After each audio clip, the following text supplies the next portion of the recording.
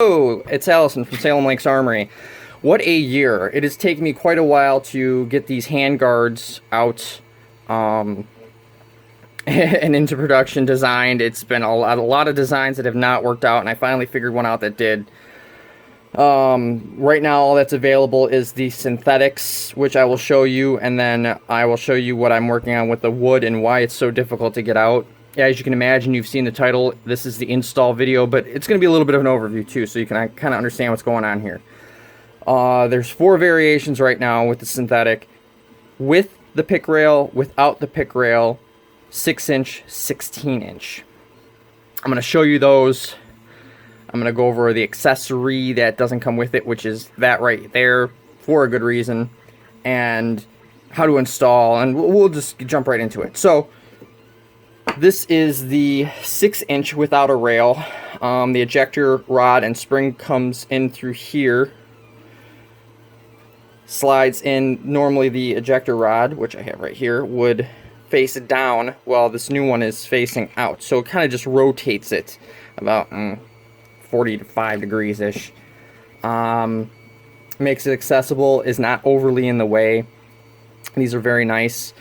Even without the rail, they snap in place, and then the 1022 barrel band slips right over and snug. Oh, here it goes. Snug and secure in place. And you can get multiple barrel bands. The reason why I don't include the barrel bands is 1, keep price down, 2, keep options open. I don't recommend the Ruger ones. They are synthetic. They're plastic. I'm sure they're good if you really want to go with it. They're, you can get them $10 off of Ruger's website, or you can go on eBay and you can get them for $10 in silver, anodized red, blue. You can get them with pick rails. You can get them with sling swivels. I mean, really, that's why the options open. They're easy to find. Why put them? Why include them? You might not even want it. So the price is going to increase, and it's something you might not even want. So, as you know, if you bought one of my socks, I don't stain them. It's so you can do the color that you want to do. You do you. And that's how this really works. This is another reason why these come in black, and I'll show you an example here coming up to leave options open. So we have the 6-inch without the rail. We have the 6-inch with the rail, and this rail is non-detachable. It is not difficult to install this, though. You would think it's hard to get in there, especially on the 16-inch, but it's not. There is a slot cut for the front sight, and I will show you here shortly how to install that.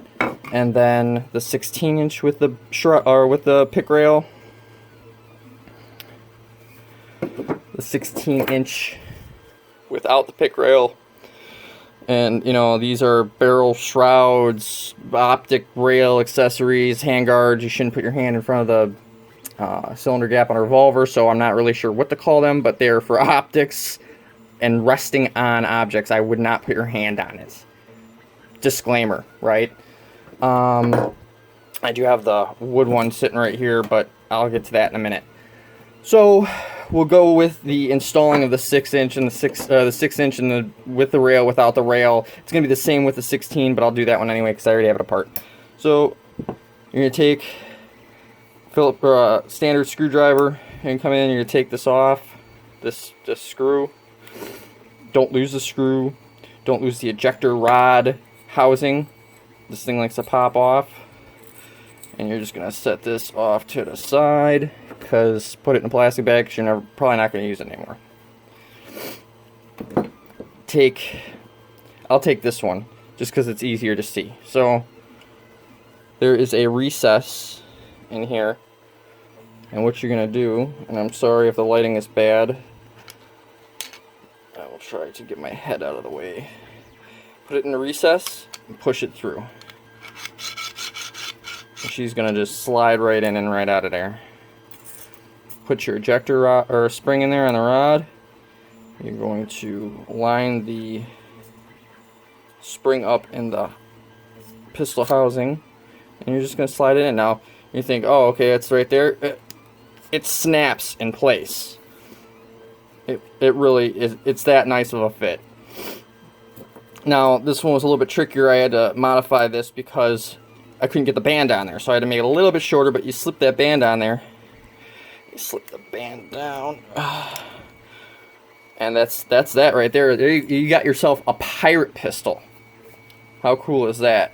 And I did make sure there's nothing in any of these. So I had to remake this video a few times because my phone was not cooperating. Let's go ahead and line up the cylinder. Whoop, knocking the camera. And we got full ejection right there. Just a really nice setup. I really like it. This one's probably going to be mine because I really want a pirate pistol. And ahoy matey. Looks good, feels good, is good, real good. Good for me, good for you. Popping it off is not as easy as one might think. You might want to really cradle it, push down, and then pull out. And there you have it. Disassembly is just the opposite of assembly. Put that off to the side. With this, with the pick rail, in lies the challenge on the 16-inch more than on the 6-inch. Putting this ejector rod inside the rod slot. So, well, it does slide in nice. You don't have to get your finger in there. But if you line it up just right, you'll get it in. If you can't, you just stick a finger in there and you can just pop it in like that. And then go ahead and take this spring like so. Now, you're probably thinking, well, how am I going to get this in here? It's kind of like compact and all that. And it's a tight fit. It's just as tight of a fit as the one without the pick rail. So this is the solution. It's a little bit offset to the top, so you have a little bit more room. So what you're going to do is you're going to place, and it's really hard to see, but you're going to place the barrel on the top of the diameter in the shroud. Line that slot up for the front sight, and you're going to let the barrel ride on the top where the pick rail is. Let it ride all the way down. You're going to get that lined up like that. Bring it down, and then what are you going to do? You're going to snap it. So you're going to push from the bottom, and it's going to snap in place. And then exactly the same thing, you're going to put the barrel band on the shroud, and then you got an optic rail. Now, granted, I have put an optic on, and I don't have one laying around here. It does look goofy. I'm not going to lie. Maybe a pistol optic will look better. I put a small red dot, cheap BSA rifle optic on there. But it works. It's neat. I like it. That's my story, and I'm sticking to it. And, of course, the ejector rod works the way it should. Getting this barrel band off without damaging anything is going to be the tricky part. No, it's not. Alright, there we go. And then exactly the opposite. Push down. It snaps out of its slot. Bring it back. Line up that front sight. Shake it. And she's done. Pull the spring out. Pull the ejector rod out. And we're done with that. So, 6-inch. Said and done. Put that off to the side. Yeah, grab this and this. Alright. 16-inch. I have already disassembled it because you don't need to see how to take that off. I already showed you. 16-inch with the rail is obviously going to be the most difficult. Without the rail is going to be the same as with the rail. It snaps in. Bada bing, bada bang, super easy.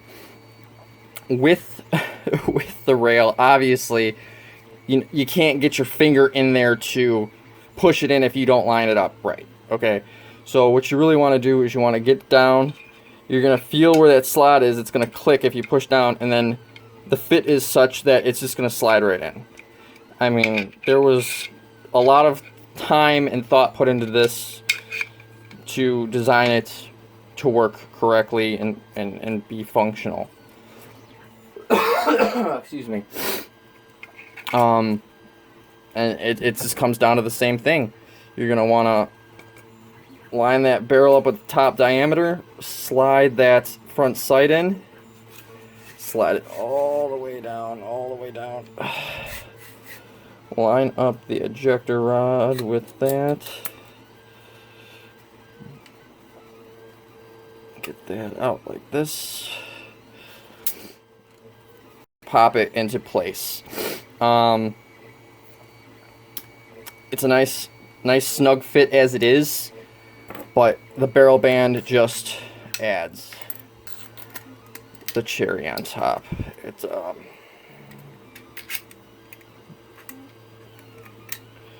she slides right there, and that, my friends, is the front sight version, or the pick rail version of the front handguard slash optic mount, etc. This with the stock makes for a nice little carbine. No, you really can't use the iron sights, unfortunately.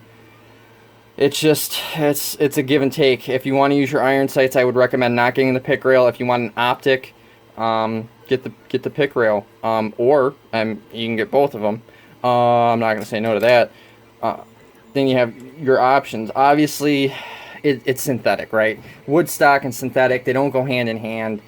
It's just been a real difficult time trying to work out the logistics of this front handguard, because, I mean, realistically, trying to CNC wood that's this small is very difficult, to get everything lined up right, to make sure it doesn't break, to make sure it's quality, and the biggest thing is consistency, which will bring me on to the wood handguard, where I'm at. I know I've had a lot of interest in it over the years since Carolina Gun Guy did his review. That handguard was atrocious. It's something I threw together because it was a work in progress. I'm kind of glad I did show it, but I'm kind of glad I didn't show it because it's fugly. Here's what I got so far as far as the handguard. It is a 1.5 by 1.5 piece of maple wood. It does have as good a fit, a fit as the synthetic. It doesn't snap in, but it sits correctly. It's just getting everything profiled. Yes, the ejector rod works. I'm not fond of how this is getting machined. If you look at these, it's really, because of the offset is the hardest part. Right, so I have to CNC out this. I CNC out this pocket. I CNC out the ejector rod slot. I don't have a 5-axis CNC. I just don't. So it's a matter of running that channel in that small area and getting something that doesn't look like crap. And that's the difficulty that I'm coming in, because a drill press is just not working. I'm gonna have to figure it out. I'm hoping to have it solved soon. There's just tons of bit chatter. I just don't like that. You know, I'm selling something, I want it to be quality. I don't want it to be a thrown together piece of crap like I had for Carolina Gun Guy. I guess, oops, throw this in here. You know, just to show that I actually have something that is somewhat working. I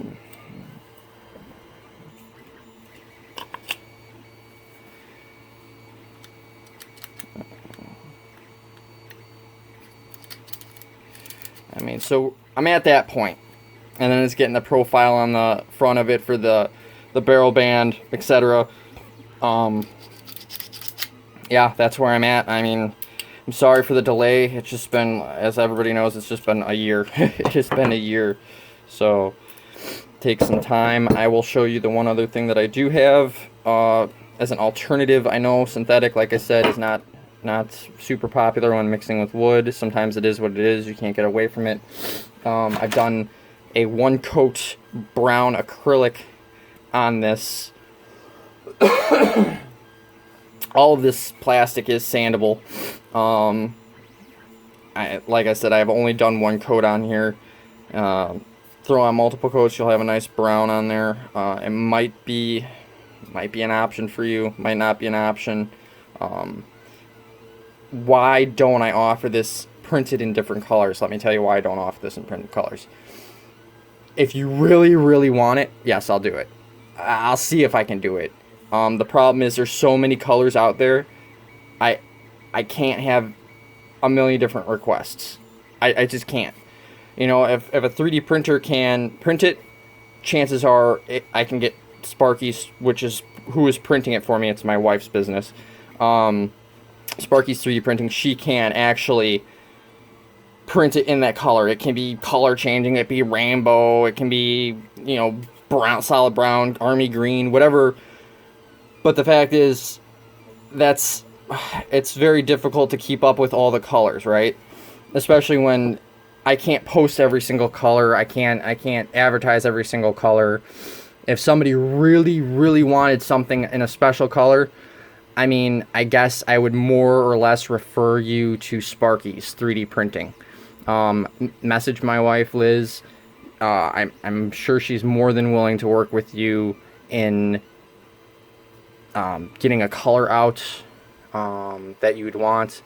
I have so much on my plate. I know everybody's really been wanting to get their hands on the wood one, and I have to focus. I have to focus my efforts in one spot.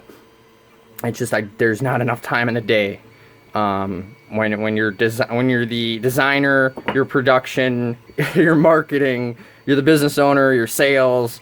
That's why a lot of my stuff gets done on the weekends, and it's not nearly enough time to get everything done that I need to get done. So that's what I would recommend. If you want it in different color, by all means. You're not infringing on anything, you know, patent-wise or whatever, by going to my wife. So I'm sure she's more than happy to take your orders for custom prints. I do appreciate it. If there's any questions, salemlakesarmory@gmail.com. You're talking to me. Call me up on my phone, email me, leave a comment. I don't care if you like, comment, or subscribe. Well, comment, yeah. Like, subscribe, meh. I don't do it for the views. This is just a product update and an install video, so I'm not a YouTuber. Other than that, I think I've answered all the questions. Barrel band, disassembly, assembly, 4 different types. What's next? I have no idea. I gotta get this figured out. Probably gonna be a short stroke AR pistol conversion. Yeah, back in my mind. So, thanks for watching. Thanks for ordering. Thanks to everybody who's ordered the stocks. My dog loves you. Come here, Carl. Come here, Bubbers. Say hi. Say hi. Oh, this is my doggo. Oh, that's my boy. Oh, he's my boy. I love my Carl. Oh, yes, they do. Oh, he's a good boy. Carl says thank you. Bye.